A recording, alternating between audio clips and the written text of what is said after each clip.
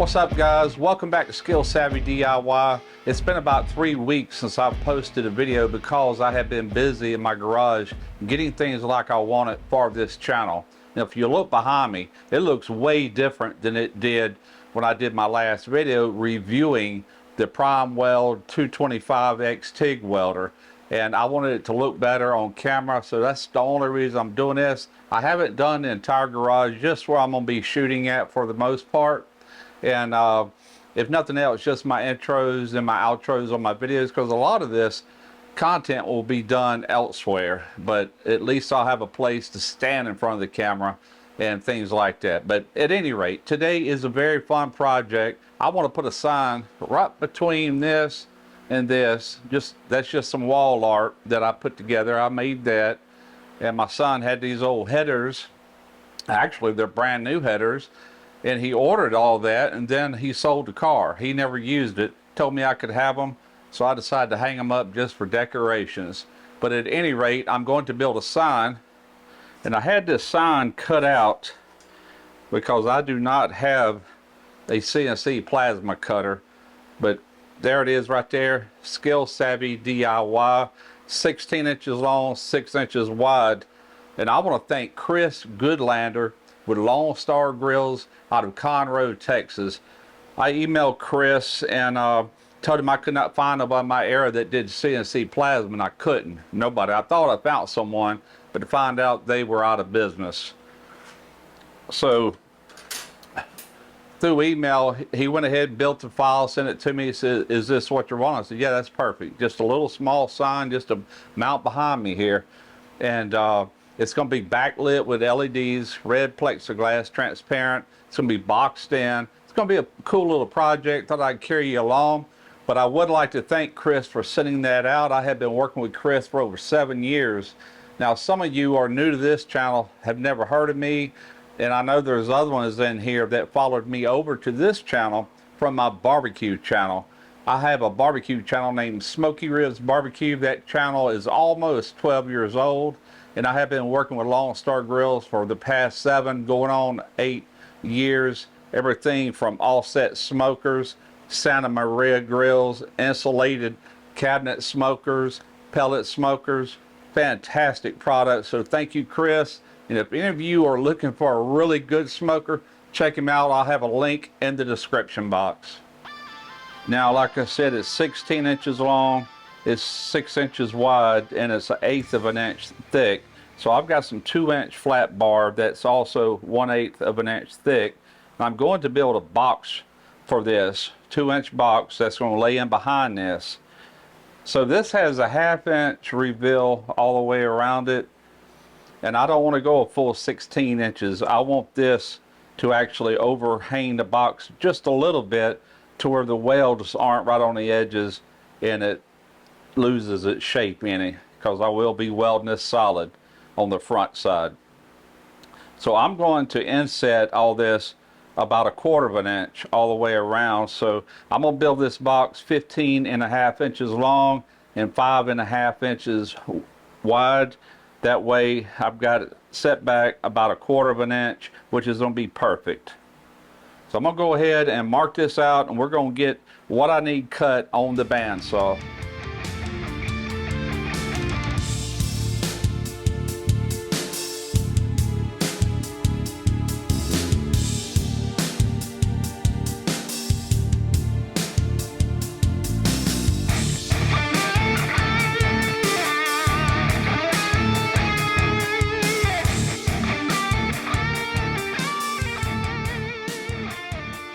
Alright, so I got everything cut to size. These are 15.5. Right on it. These should be 5 1/4. And that's right on it. 5 1/4. And the reason they had to be 5 1/4 obviously is because these are 1/8 of an inch thick. So by the time you sandwich this into this like that, you're going to have your 5.5 right on it. 5.5. I do have the weld machine running and the fan, so it's probably pretty noisy in here, but hopefully this turns out all right. One thing good about working at home, yes sir, just kick back, relax, and get her done. All right, that looks good. I'm gonna go ahead and get some tacks on this. Now I do have my switch on here, but I'm not using it. I got the foot controller on here.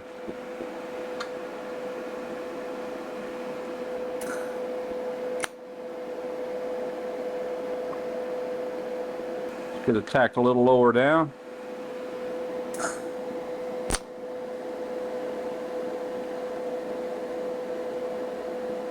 And we'll get another one.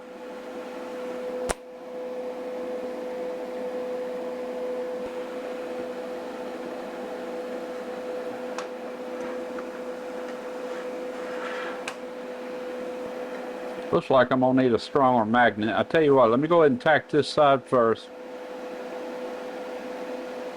That feels pretty good right there. Let's go ahead and tack that one off.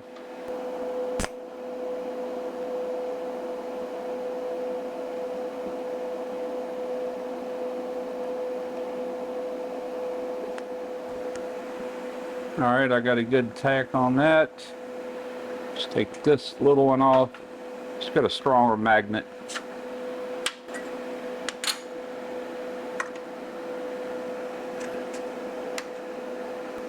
That was good. That feels good. All right, tack her off.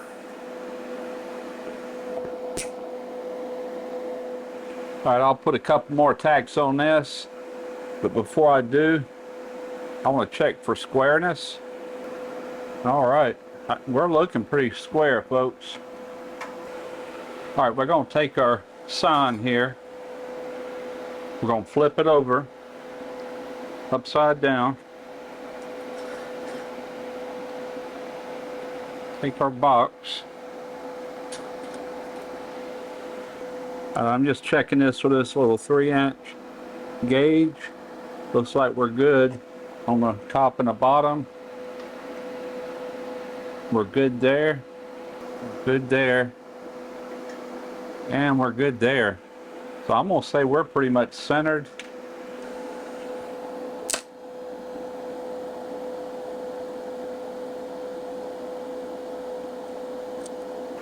All right, I'm gonna spin this around, get some tacks on the back side. Then I'm gonna tack the sides. I'll bring you right back. All right, I've got everything tacked off. Got 1, 2, 3, 4 on each side, 2 on the ends. That should be good enough. Now I want to weld this completely out. And the reason being, I don't want none of that white light coming out through the cracks, giving it a halo. There probably will be a halo on the back, which is fine. That's going to be up against the wall. And I just don't want too much of that, if any. But I'm sure I'll have some because I'm leaving this back open so I can service this if I ever need to. So we're going to go ahead and weld this puppy out.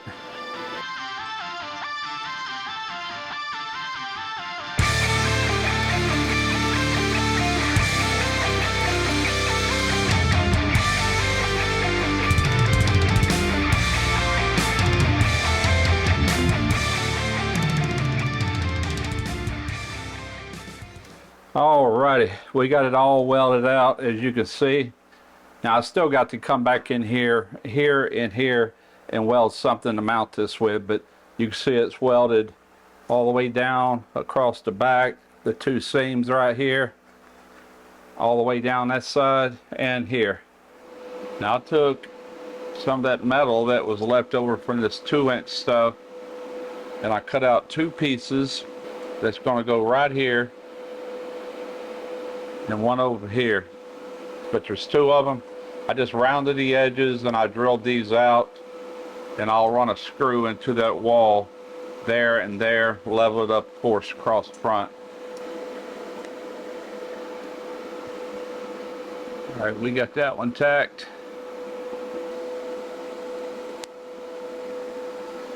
And we got that side tacked. Now I'm just going to straighten them up.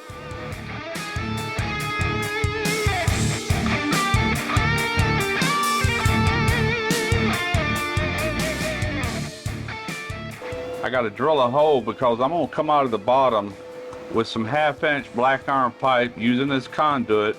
It's going to have to come down 90 over towards my receptacle box over here to my right, because we do have to wire this thing in as well. Alrighty, now we're going to give it that steampunk look. We're going to rust it up. Now what I got here is equal parts of vinegar, just white distilled vinegar, and hydrogen peroxide, and about 1/4 cup of salt. I got it in a squirt bottle. Now I use this on that conduit, so I might have to mix up some more, but I'm gonna go ahead and use this here. But you put all the ingredients in there and just shake it up good. You just spray it on. It'll almost start rusting instantly.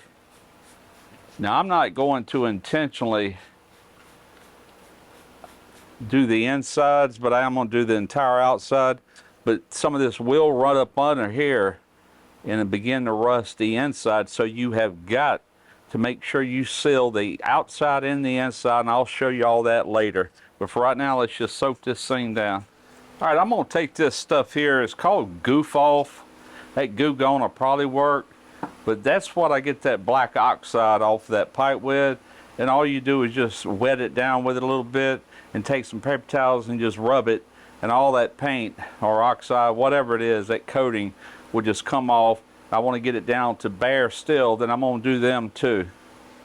All right, so I just got this one stripped. I'm going to go ahead and spray it down, then I'm going to work on the other one.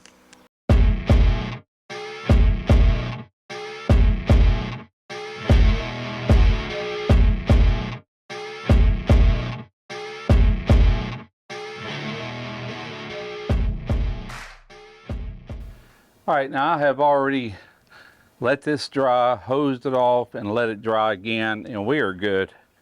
What we're going to do is take this clear coat. This is just some Rust-Oleum, crystal clear. If you get your crystal clear, it won't yellow on you. Not that it matters. I mean, we're going over rust. If it yellows, you really wouldn't notice it. So we're just going to apply some thin coats, and we're just going to keep building this up until we get it completely done and pretty thick on there. And once the outside dries, then we'll flip it over and do the inside.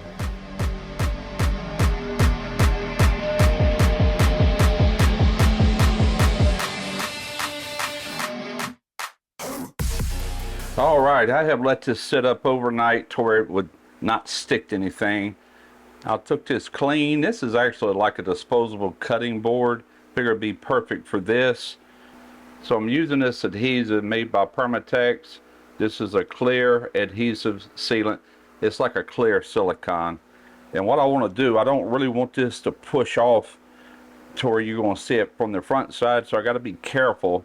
And I want to put it in the wider areas, just a little dab, just a small amount here and places like that. And then we're going to put the plexiglass in here, and we're going to push it down and just let it sit until this has time to set up.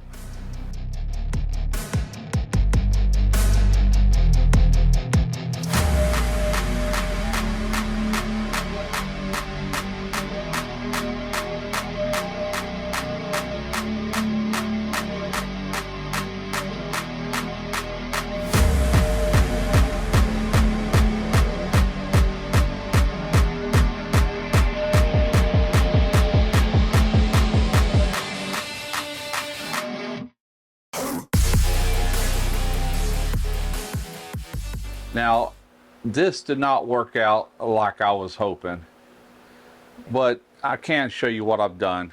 Here is the conduit that I did the patina. I really like the looks of this, and I love the box, how that looks. But when I picked this red, I should have went with a translucent, something that diffuses light instead of transparent to where you can actually see through it. Plus, the red is just too dark. If it was a bright red, possibly better, but I'm really not liking the transparency of this.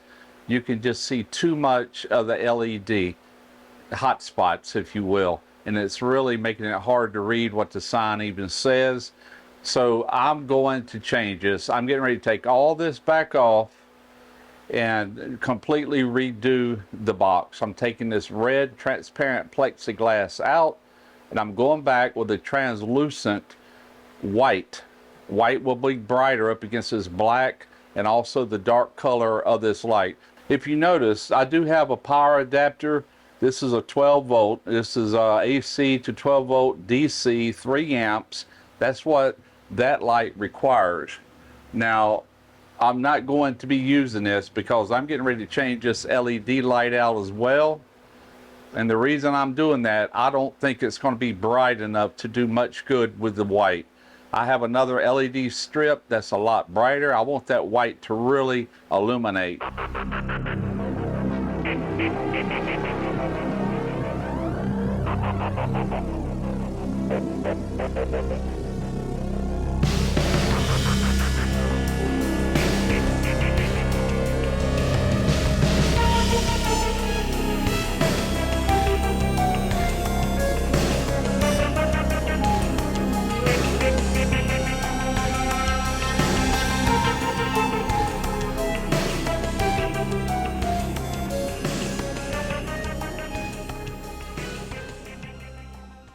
Well, this ended up taking a lot longer than what I wanted it to, mainly because I had to just back up and repunt after looking at that red clear plexiglass. It just wasn't going to cut it. That wasn't what I envisioned. But I got to tell you, this white right here behind me, that looks good.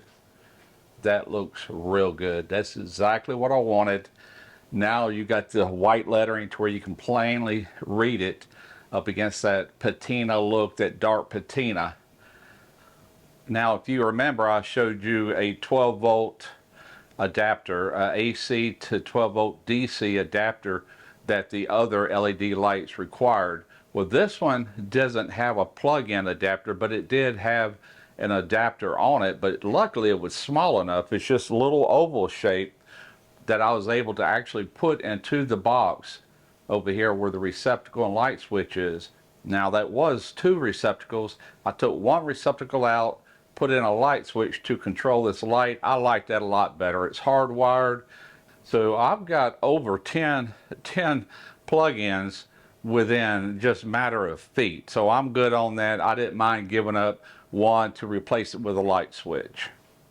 Now, if you notice this reddish tinge behind me here, I installed a wall wash bright light. It's a really nice one, and it can do all kinds of different colors, from dark purples, bright purples, blues, orange, red, obviously, gold, just whatever. It's got a bunch, plus you can have them to where they're like different effects, to where they're swapping colors the whole time or whatever. But bottom line is, I think this is going to be perfect to shoot live show videos coming this fall. And it will also be a good backdrop for any other videos I do, just regular videos. Some of you might actually want to make a sign for your man cave or whatever the case may be. And this might give you a little bit of guidance on how to do that. Now, I didn't cover much of the electrical. I wired this all up myself. But I do plan on doing a lot of electrical videos as we go, so stay tuned to that. Hope y'all enjoyed it. I'm Russ Jones with Skill Savvy DIY.